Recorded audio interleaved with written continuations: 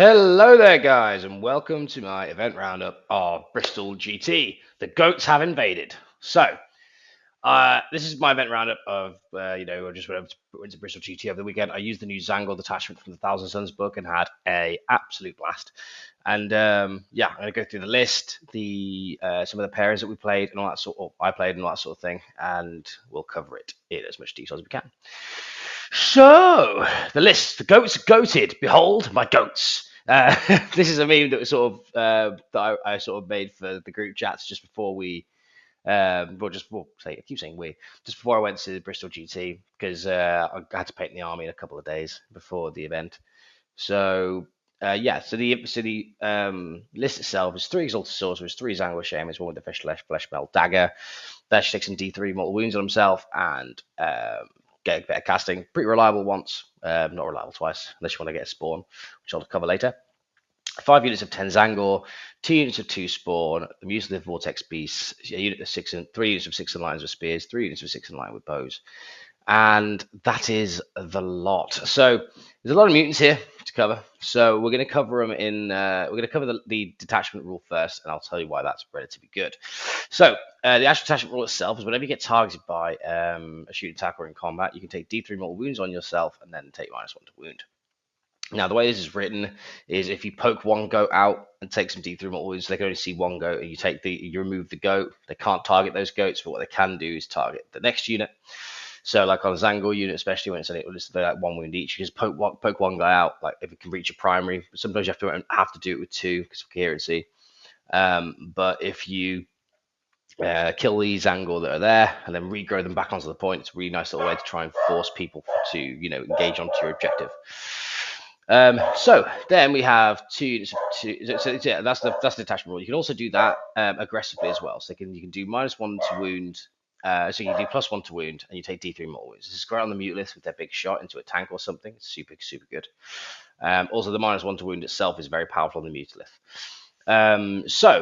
That also works on the inline with bows if you risk on losing a bow, but you generally speaking just want to shoot normally because 2 extra shots is normally better. So that's the detachment rules as a whole.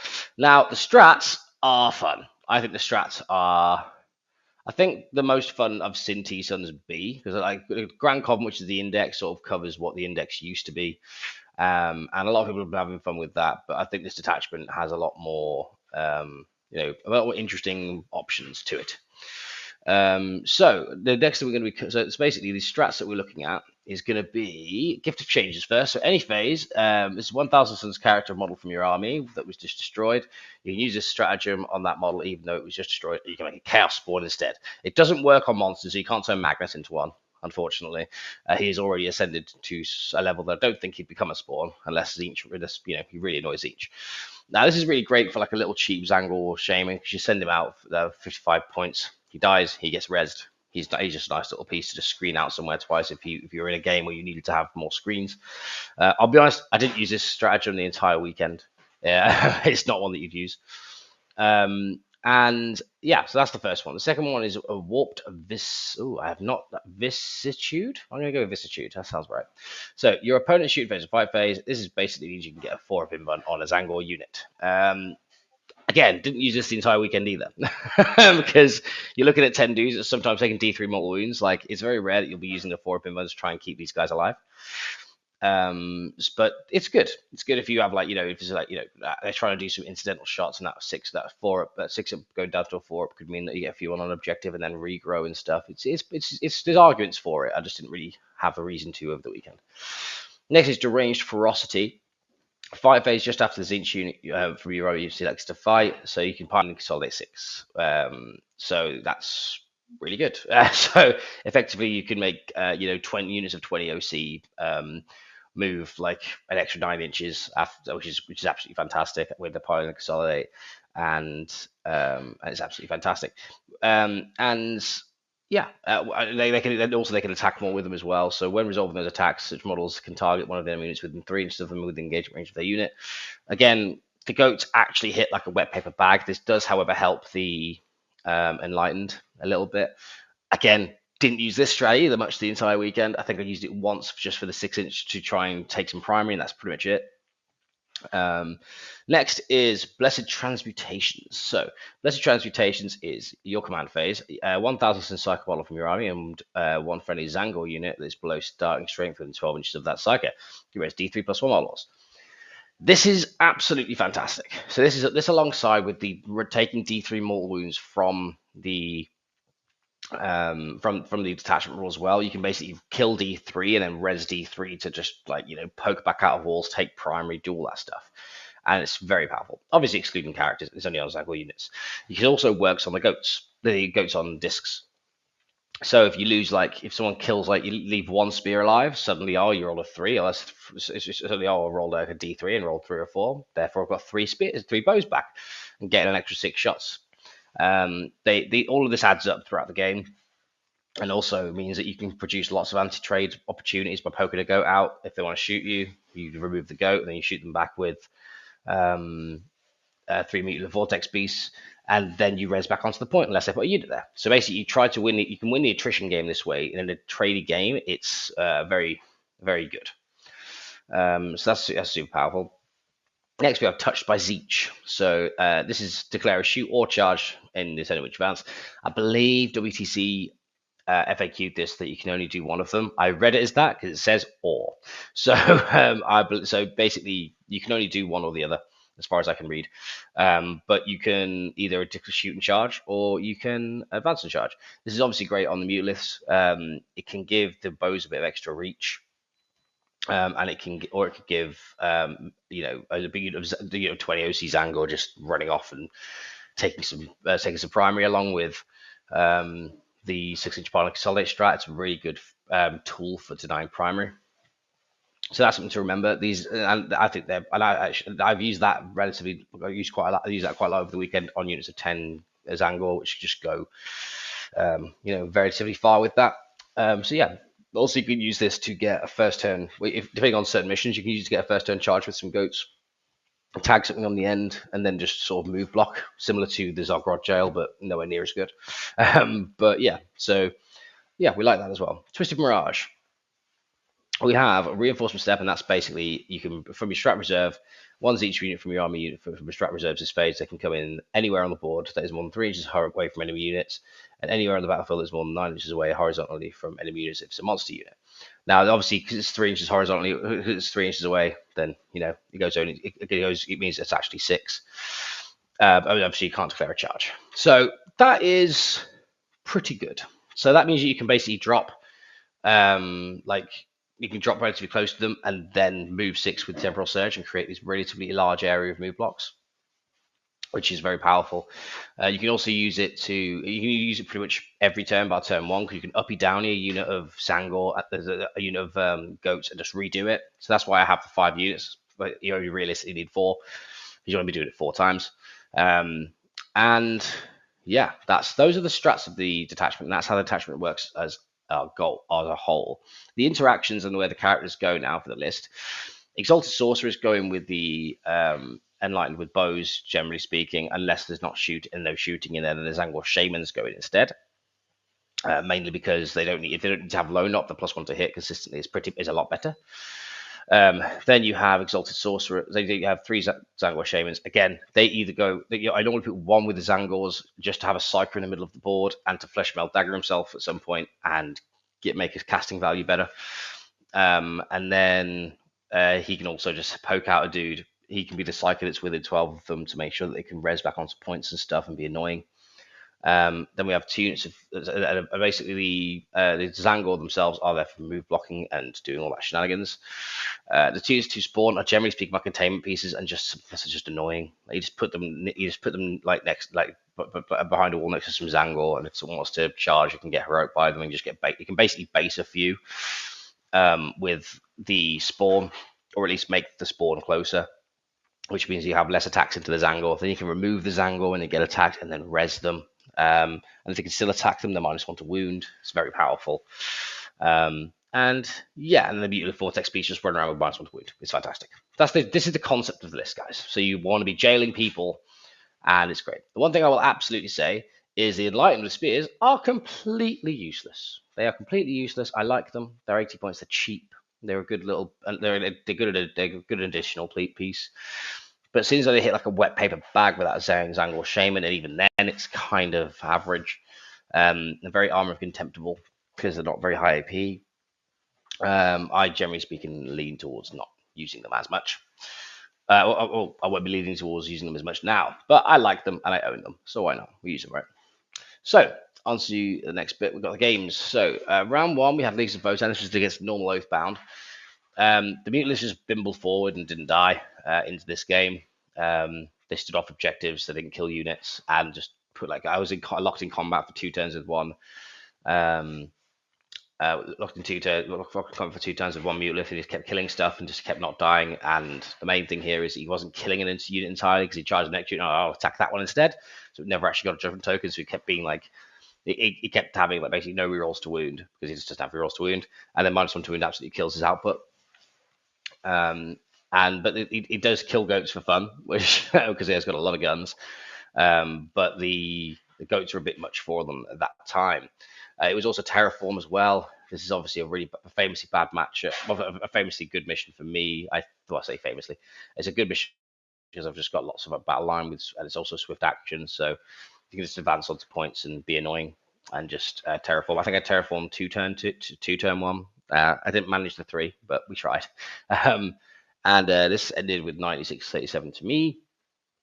And this is a great game. The guy was absolutely lovely. I think he said it was, well, I think it's like one of his first tournaments coming back. So it's like 8th edition or something. And he was a great guy. Connor Baker, call out there. Great game. Round 2. This is unfortunately where the dream died. So we, I was like, hey, keep saying we.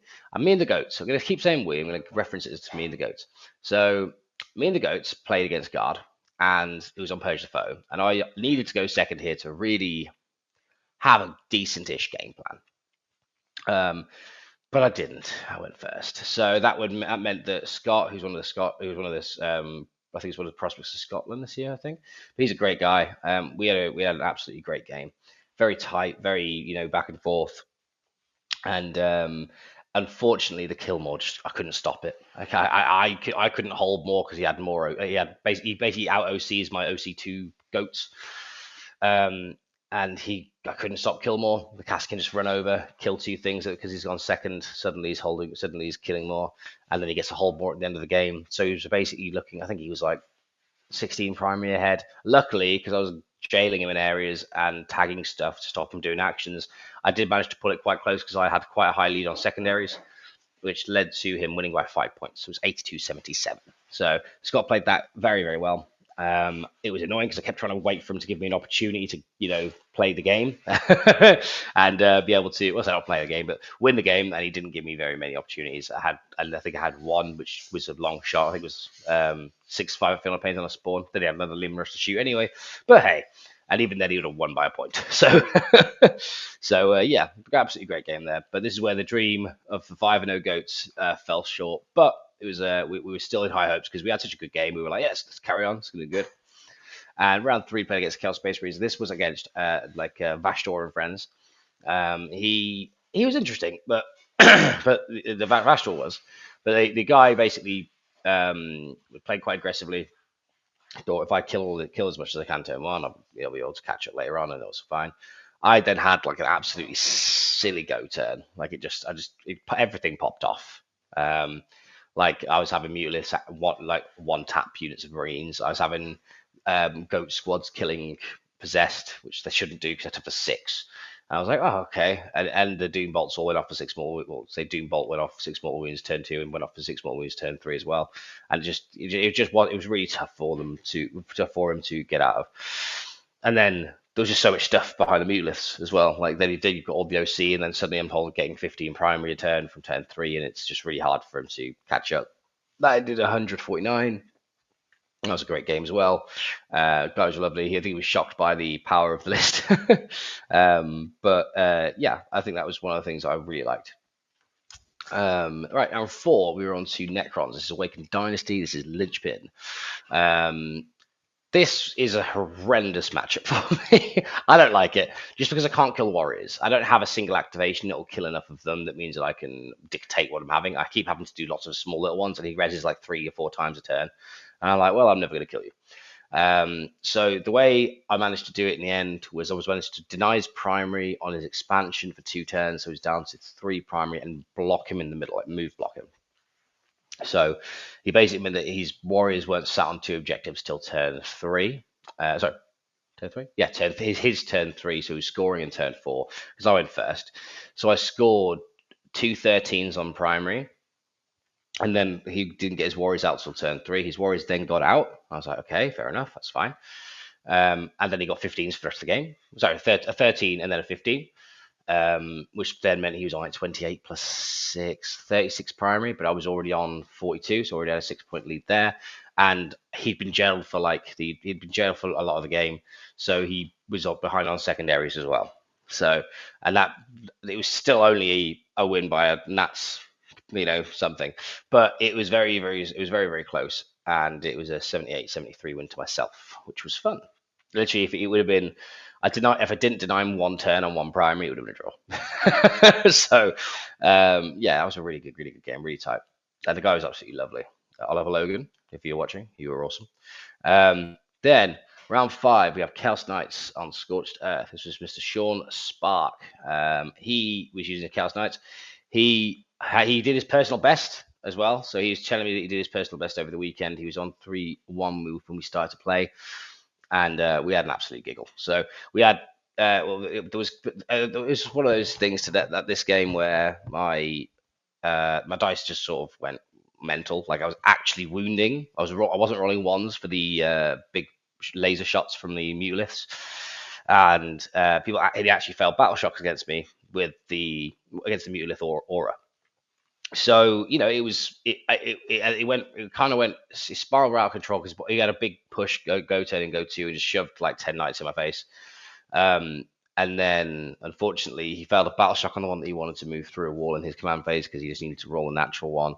And then the other one copped an Overwatch, didn't quite die, but then didn't quite get through a mutolith. He did kill all 3 mutoliths by the end of the game because as soon as he realized he lost, he was like, okay, I'm going to go and take out the mutoliths, and it's going to make me feel a lot better. And he did. He killed all the mutoliths, and there's nothing I can do about it. And this was an absolutely great game. We had a laugh. All the goats ran forward, and basically the way the game ended was he did our last turn push and turn forward to try and kill the mutoliths and tag some bits up so I could do actions in my last turn.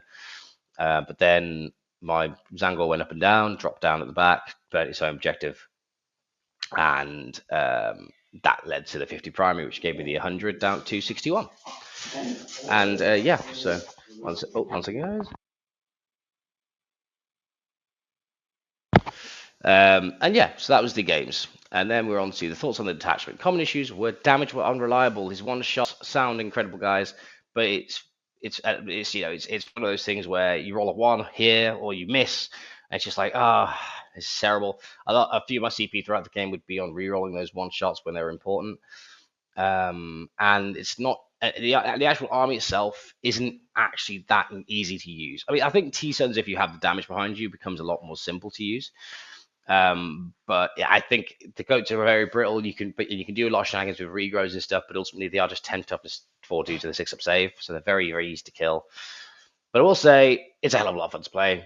Like sacrificing your own models to do res tricks was super fun. Like I understand why Necron players like it. Even though I find it annoying when it's done to me. But hey, it's ironic, right? Then the application of the faction rule in melee is very powerful because you can pull them out of range. You can basically pull out the guy that's been based, so the guys behind then can't attack because they pile in then declare their attacks. And mutants at -1 to wound is a hell of a lot of fun.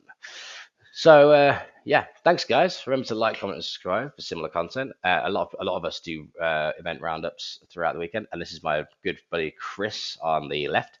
So he was playing for the 5-0, unfortunately got taken to him last minute, which is sad. So what do you guys think of T-Sens? What are you going to do book? Have you guys had some games? Have you guys done some, have you guys gone to a tournament with them? Drop a comment down below. Let me know how you're getting on. Any coolest ideas that you want to, swing my way, or any other cool things that you want to chat to us about. So yeah, thanks guys. Been an absolute pleasure. Goodbye.